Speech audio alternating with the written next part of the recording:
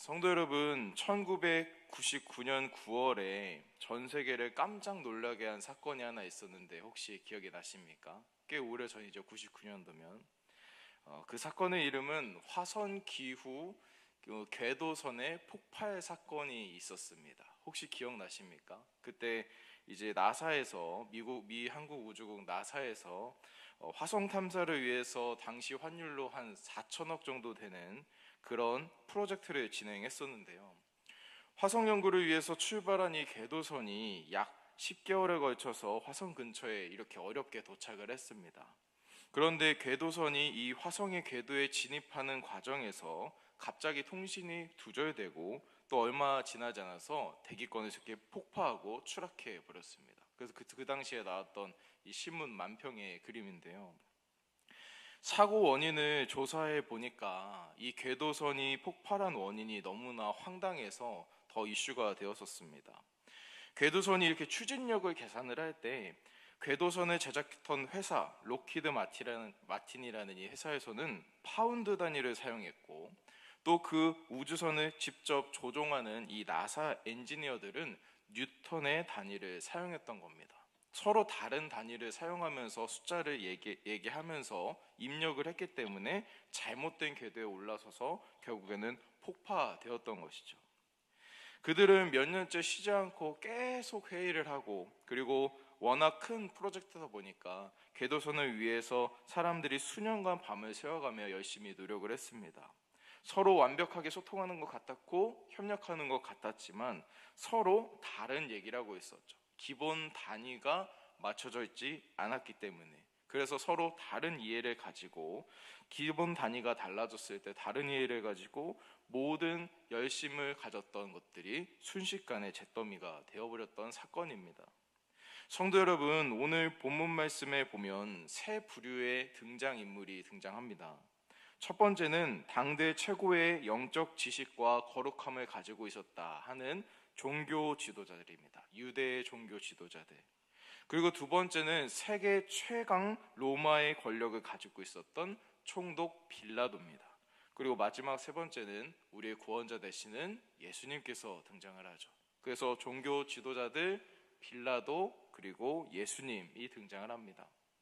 오늘 본문 말씀에 등장하는 이 세 부류의 인물들은 서로 같은 단어를 이야기하고 있지만 마치 같은 숫자를 이야기하면서 전혀 다른 이해를 가지고 있었던 이 나사의 엔지니어들처럼 다른 이해를 가지고 같은 단어를 말하고 있다는 것입니다. 성도 여러분, 오늘 새벽 우리가 한번 우리의 신앙을 돌아보길 원합니다. 우리는 매주 주일에 나와서 성경을 읽고 설교를 듣습니다. 그러면서 우리가 참 자주 입에 담는 말들이 있죠. 축복, 은혜, 거룩, 섭리, 이런 신앙적인 단어들을 우리가 많이 이야기를 합니다. 겉보기에는 전혀 문제 없어 보이고 그리고 모범적인 신앙을 가지며 이런 이야기들을 하는 것 같습니다. 그런데 혹시 우리도 하나님과 전혀 다른 단위를 가지고 전혀 다른 이해를 하고 있지 않으십니까? 하나님께서는 십자가의 고난의 단위를 가지고 말씀하시는데 우리는 세속적인 성공의 단위 그리고 세상의 안녕과 만족을 위한 단위를 가지고 하나님의 말씀을 우리 멋대로 이해하고 있지는 않은지 이 시간 한번 돌아보길 원합니다. 화성 기후 궤도선이 그랬던 것처럼 영적 세계에서 하나님과 나 사이에 이해하는 단위가 달라질 때 우리는 엄청난 혼란과 어려움 또 착각에 빠질 수 있습니다. 오늘 본문에 나타난 단어들을 하나씩 이렇게 살펴보면서 하나님께서 우리에게 원하시는 본래 의미가 무엇인지 함께 알아보길 원합니다. 제가 말씀드리고 싶은 첫 번째 단어는 이 유대 종교 지도자들이 말하는 거룩입니다. 거룩. 오늘 본문 말씀 요한복음 18장 28절 말씀을 보면 이렇게 말씀하고 있는데요. 한 목소리로 읽어보겠습니다. 시작.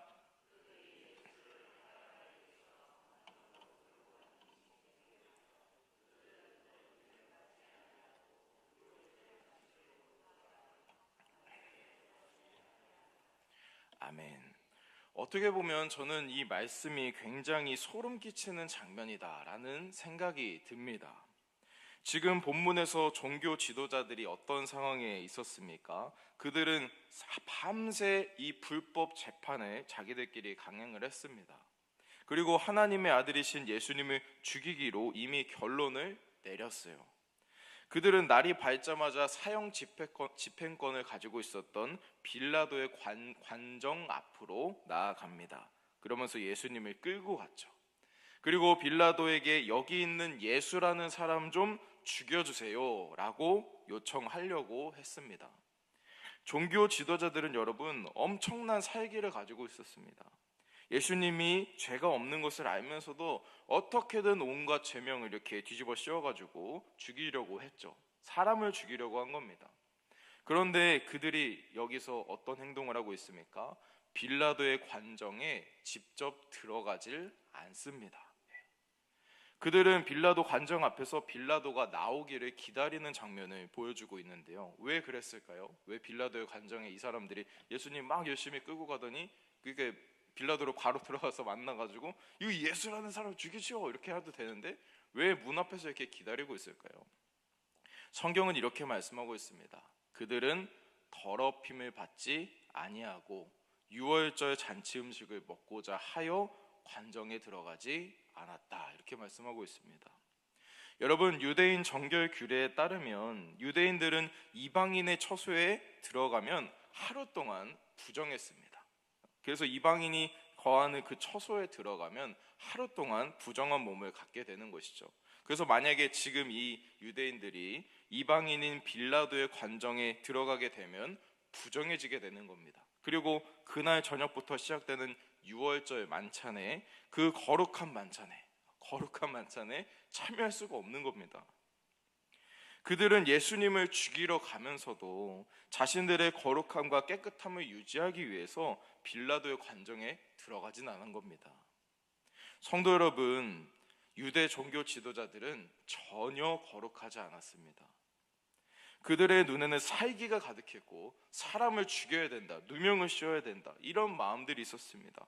거짓 증거들을 조작하고 무고한 피를 흘리게 하려는 가장 추악하고 더러운 죄악 한가운데 서 있었습니다. 그들의 위치는 사실 거기였죠. 그런데 그들이 자기 기준에서 거룩을 더하기 위해서, 깨끗하기 위해서 우리는 이방인의 처소에 들어갈 수 없다, 우리가 거룩한데 깨끗한데 여기 어떻게 들어가겠느냐, 이런 마음을 가진 겁니다.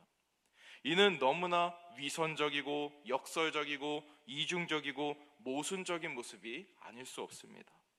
그런데 성도 여러분, 이런 일은 현재 우리의 주변에도 적지 않게 일어나고 있습니다. 겉으로는 가난하고 소외된 이웃들을 막 돌보면서 사람들에게 진짜 천사 같다, 너무나도 선한 사람이다 이런 말을 듣는 사람이 알고 보니까 뒤에서는 거액의 후원금을 빼돌려서 고급 외제차를 타고 온갖 사치를 부린다던가 이런 일들을 우리가 심심치 않게 보게 되지 않습니까? 우리는 이런 소식을 들으면서 대부분 크게 분노합니다. 그리고 어떻게 사람이 저럴 수가 있느냐, 너무한 거 아니냐, 어려운 사람들 도와주라고 했더니 그걸 빼돌려가지고 자기의 배만 불리고 있다니 욕을 합니다. 그런데 성도 여러분, 저는 이번 고난주간을 맞이해서 이 말씀을 묵상하면서 오늘 본문 말씀에 등장하는 이 종교 지도자들의 모습이, 거액의 후원금을 빼돌리는 이 나쁜 사람들의 모습이 우리와 별반 다르지 않지 않나 이런 생각을 하게 되었습니다. 여러분, 제가 최근 설교에서 계속 얘기하고 있는 부분이지만 주일마다 우리는 거룩한 모습으로 이렇게 예배당에 나옵니다. 교회에 오죠. 거룩한 모습으로 기도하고 거룩한 모습으로 예배를 드리고 거룩한 모습으로 누군가 이렇게 교양 있는 모습으로 사람들과 인사를 합니다. 주의를 거룩하게 구별하여 지켜야 된다라는 강박에 가까운 그런 열심을 보여주죠. 그런데 여러분, 정작 우리가 살아가는 나머지 6일의 모습은 어떻습니까? 하나님이 원하시는 거룩의 모습이 정말 나타나고 있습니까? 조금 다른 의미로 저는 묵상하면서 그런 생각이 들더라고요. 우리는 주일을 너무 거룩하게 구별하여 드리고 있진 않은가? 조금 다른 의미로 너무 주일만 거룩하게 구별하여서 드리고 있진 않은가? 주일과 평일의 모습이 너무 다르지 않은가, 이런 생각이 들더라고요. 하나님께서 형제를 미워하는 자는 살인하는 자와 같다라고 말씀하셨지만, 주일 예배 후에 남을 미워하고 또 헐뜯고 욕하는 데는 아무런 가책이 없습니다. 나의 종교적인 거룩함을 위해서 공예배, 주일 성수, 또 직분자로서의 모습들, 이런 껍데기는 굉장히 신경을 많이 쓰면서 정작 하나님께서 원하시는 긍휼, 사랑, 이런 데는 별로 관심이 없습니다. 만약 우리에게 이런 모습들이 있다면 오늘 말씀을 통해서 돌이키길 원합니다. 껍데기만 있는 잘못된 거룩이라는 단어가 아니라 하나님께서 원하시는 참된 거룩의 자리로 나아가는 우리가 되길 원합니다. 두 번째로 말씀드리고 싶은 단어는 빌라도가 말하고 있는 진리입니다. 첫 번째는 거룩이었고요, 두 번째는 빌라도가 말하고 있는 진리입니다. 오늘 본문 말씀 요한복음 18장 38절 상반절 말씀에 보면 이렇게 말씀하고 있습니다. 함께 읽겠습니다. 시작. 아멘. 빌라도는 자신의 관정에서 이제 예수님을 신문하기 시작했습니다. 빌라도가 예수님께 던진 첫 번째 질문은 이거였습니다. 내가 유대인의 왕이냐? 라고 물어봤죠. 빌라도가 던진 이 질문은 빌라도가 정말 예수님이 왕인가 해서 궁금해서 던진 질문이 아니었습니다. 여러분, 본래 빌라도는 세계 최강이라고 했던 로마의 엘리트 정치인이자 지금까지 수많은 반란과 어려움들, 이런 문제들을 다 해결해 나간 노련한 통치자였습니다. 그는 예수님에 대해서 이미 잘 들어 알고 있었고, 유대 종교 지도자들이 왜 이렇게 새벽부터 난리를 치면서 예수님을 끌고 왔는지도, 그리고 그들이 원하는 게 무엇인지도 이미 다 알고 있었죠. 그래서 빌라도는 신앙적인 관점이 아니라 자기가 가지고 있는 지극히 세속적이고 정치적인 관점에서 내가 로마 황제 가이사에게 반역을 꾀하는 그 정치범이냐, 이런 의미로 내가 유대인의 왕이냐, 이렇게 물어보고 있는 것입니다. 이에 대해서 예수님께서는 오늘 본문 말씀 요한복음 18장 37절 하반절 말씀에서 이렇게 말씀하고 있습니다. 함께 읽겠습니다. 시작.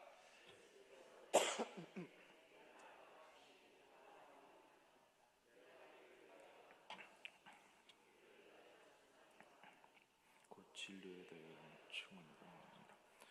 무릇 진리에 속한 자는 내 음성을 듣느니라. 아멘. 예수님께서는 네 말과 같이 내가 왕이고 진리를 증언하러 이 세상에 왔다라고 대답하셨습니다. 이때 빌라도는 예수님께 이렇게 질문하죠. 방금 전에 읽었던 진리가 무엇이냐, 이렇게 예수님께 물어봅니다. 그리고 여러분, 빌라도는 예수님의 대답을 듣지도 않고 바로 휙 돌아가지고 유대인들에게 나가버리는 것을 볼 수 있습니다. 예수님께 그래서 진리가 뭔데? 라고 얘기하고 휙 돌아서 유대인들에게 가버린 겁니다. 이러한 빌라도의 태도를 보면 여러분, 빌라도는 예수님께 진리가 무엇인가 진짜 질문하는 것이 아닌 것을 알 수 있습니다. 빌라도의 태도를 보면 이 질문의 진짜 의도를 생각해 볼 수 있죠. 빌라도는 예수님에 대해서, 진리에 대해서, 예수님이 진리에 대해서 어떻게 설명을 하는지, 또 예수님이 생각하는 참된 진리가 무엇인지 이런 데 전혀 관심이 없었습니다. 사실은 빌라도가 예수님께서 진리가 무엇이냐 라고 말한 것은 그저 예수님을 비아냥거리는 의도가 담겨 있는 말이었던 겁니다. 진리가 뭔데? 네가 말하고 있는 진리가 그게 뭔데? 진리가 그게 밥 먹어주냐? 지금 밖에는 너를 죽이겠다고 수많은 사람들이 와서 난리를 치고 있는데, 미쳐 날뛰고 있는데, 그 사람들 앞에서 그깟 진리가 무슨 소용이냐? 진리가 무엇이냐? 이렇게 얘기하고 있는 것입니다. 이 대화를 통해서 예수님과 빌라도는 서로 전혀 다른 진리에 대해서 말하고 있다는 것을 우리가 알 수 있습니다. 같은 단어지만 전혀 다른 생각을 하고 있는 것이죠. 빌라도에게 진리는 무엇입니까? 세상 힘과 권력, 그리고 나에게 실질적인 이익이 되는 것, 그리고 실용적인 것에 진리가 불과했습니다. 그에게 연약한 것, 손해되는 것, 나에게 피해를 주는 건 진리가 아니었습니다. 그래서 진리 자체이신 예수님께서 지금 눈앞에 서 계신데, 심지어 예수님이 직접 진리의 말씀을 전하고 계신데도, 직접 그거를 귀로 들으면서도 이 마음을 돌려서, 또 몸을 돌려서 그냥 밖으로 나가버리는, 대답도 듣지 않고 그냥 유대인들에게 나가버리는 그런 어리석은 행동을 한 겁니다. 성도 여러분, 우리가 고난주간을 맞아서 함께 고민해 봤으면 좋겠습니다. 나는 정말 하나님의 진리의 말씀을 원하고 있는가 한번 생각해 봤으면 좋겠습니다. 혹시 하나님의 말씀이 나에게 조금이라도 불편하거나 조금이라도 손해가 되거나 이렇게 뭔가 불리하게 들리면 바로 등을 돌리고 외면하고 있진 않은가 함께 돌아보길 원합니다. 또 마지막 세 번째 단어는 예수님이 말씀하시는 나라입니다. 나라. 첫 번째는 거룩이었고, 두 번째는 진리였고, 세 번째는 나라입니다. 예수님께서는 오늘 본문 요한복음 18장 36절 말씀에서 이렇게 말씀하고 있습니다. 함께 읽겠습니다. 시작. 나라는 이 세상에 속한 것이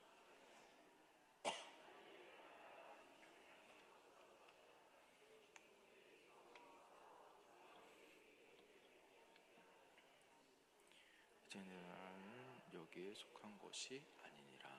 아멘.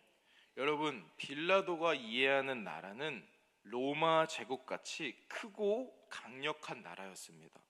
이런 나라들은 어떤 방식으로 유지가 됩니까? 더 강한 군사력, 더 날카로운 무기로 유지가 됩니다. 지금 우리가 전 세계적으로 겪고 있는 전쟁들과 아픔을 보면 알지 않겠습니까? 정말로 힘이 세고 그리고 짓눌러 버릴 수 있는 그런 군사력을 가진 나라가 이기고 유지가 됩니다. 다른 나라들을 힘으로 짓눌러 굴복시키는 것이 이 세상 나라의 공식인 것입니다. 그러나 예수님께서 말씀하시는 나라는 전혀 다른 것이었습니다. 예수님께서 말씀하셨습니다. 내 나라는 세상 나라와 다른 방식으로 유지된다.